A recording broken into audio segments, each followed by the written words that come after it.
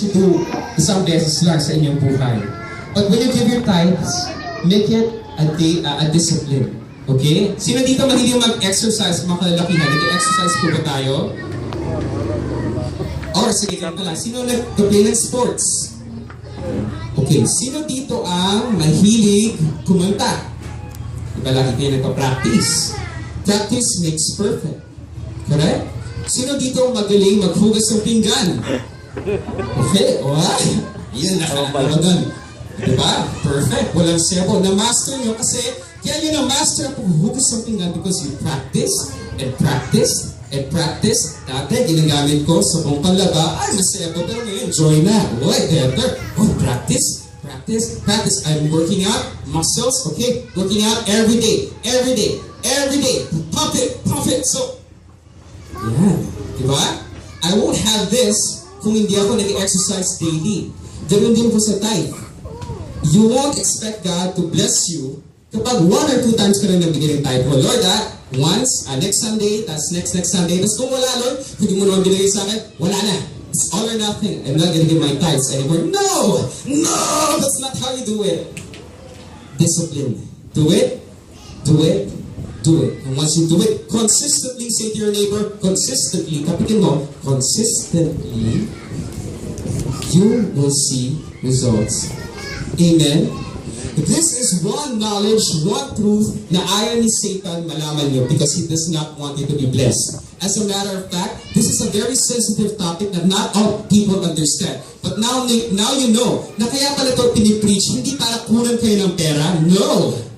But because God wants to bless you. Okay, review natin just very quickly before I end. Ano yung 5-fold blessings that God has for you when you are a faithful tither? Number 1? The Lord. Ano yung number 1? Okay, I'll give you a gift that keeps on giving. Your blessing will be the optimum. Manganganak pa into many more blessings. Number 2, I will protect your harvest. Walang sino man ang mananakit sa'yo. Lahat ng pagpapalay maghakamtan mo. Ano mang plano na di maganda, aking hahalangan nang di ka masaktan. That is God's word for you. Walang sino ang mananakit sa'yo. Sinulat pala yun ni Mama. She wrote the lyrics of that song. And my dear friend Fiona would give the music to that song. And then blessing number 3, I will bring your dreams to fruition. Just wait. Wait ka lang. Wait ka lang. It will come to pass. Wait. But while waiting, do something. While waiting, prepare. While waiting, with whatever you have, kung ano man yung meron ka ngayon, give God. Give God. I'm blessed, Lord, for you. I'm blessed, Lord, for you. Somebody give me this, Lord, for you. 10% of what has been given to me, I give to you. As a symbol, remember that 10% represents the 90. So if you give God your 10, your 90 gets blessed. Oh my gosh, that's a powerful truth right there. And you promise number 4, I will restore your reputation. Wow. Your past does not dictate who you are. And number 5, I will bless your realities. They say you're blessed, but the truth is you are blessed. Yes, you are. Yes, you are. Amen. Lord, thank you, God, for this covenant, God, that you have. Thank you for this bilateral covenant, Lord, na sinabi niyo sa amin na kapag gagawin namin to, kapag sinubukan namin kayo dito sa area na ito sa giving, Lord, you can give us more than what we ask for or pray for. Lord, we are excited, Lord, to be in a position, in a place, sa isang lugar, Lord, na i-bless niyo po kami. And right now, there are people, okay, with every eye closed, lahat po tayo, pagin po tayo, God wants to bless you, but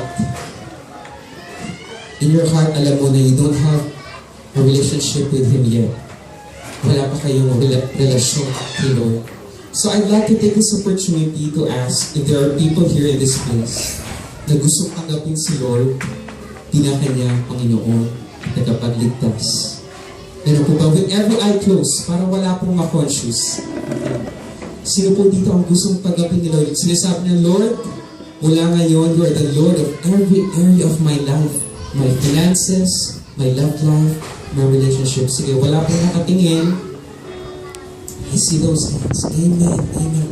Amen. Salamat po sa pagtaas. Amen. Amen. Sino pa po? Sige po. Kanina na pong ibaba. Kanina po ibaba. Sino pa po? Amen. Amen. Sige, if you're the one who tinaas po yung kamay nyo, repeat after me lang po. Let's pray together. Lord, thank you God sa inyong salita. Patawad po sa aking mga kasalanan. Mula ngayon, kayo po ang Panginoon ng aking buhay. Tinatanggap ko po kayo. Pinapapasok ko po kayo sa aking puso. Kayo po ang hari ng aking buhay. Kayo ang aking tagapagligtas. Mahal ko po kayo. Salamat sa pagpapatawad at sa pagmamahal. Sa matamis na pangalan ni Jesus. Everybody will say, Amen. Amen. Before we go, I also want to pray for another group of people. Sa mga nagtaas po pala kanina, congratulations po. Because heaven is rejoicing. With one soul na tumagat kay Lord, the Bible says, all of heaven is rejoicing. Welcome to the kingdom of God. This is your spiritual birthday. Anong date po ngayon? July 13. 13. Para po sa tumagat kay Lord, July 13 is your second birthday in the Spirit.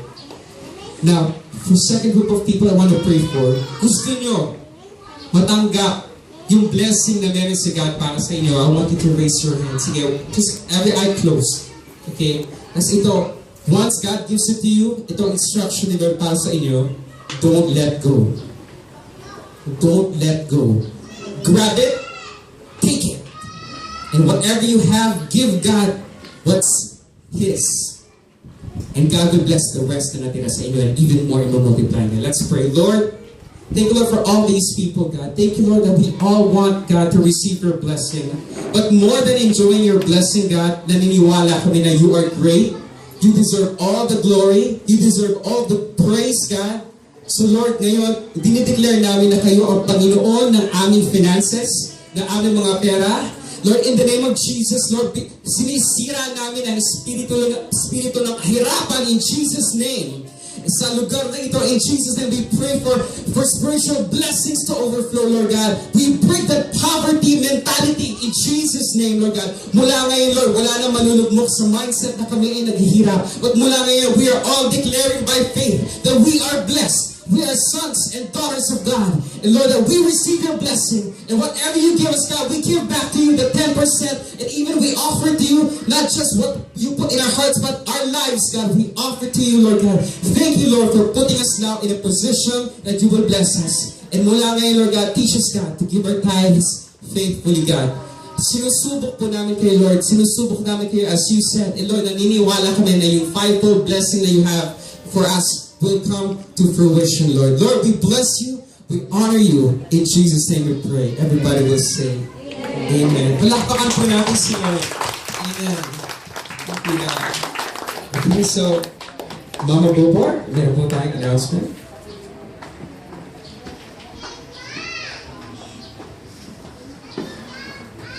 Praise God. Alam niyo po, may inabot sa akin yung bata. Sabi niya, pwede mo bang kayo ka lang maglagay sa offering? So even the small children are being touched by God. Praise God. Lapakan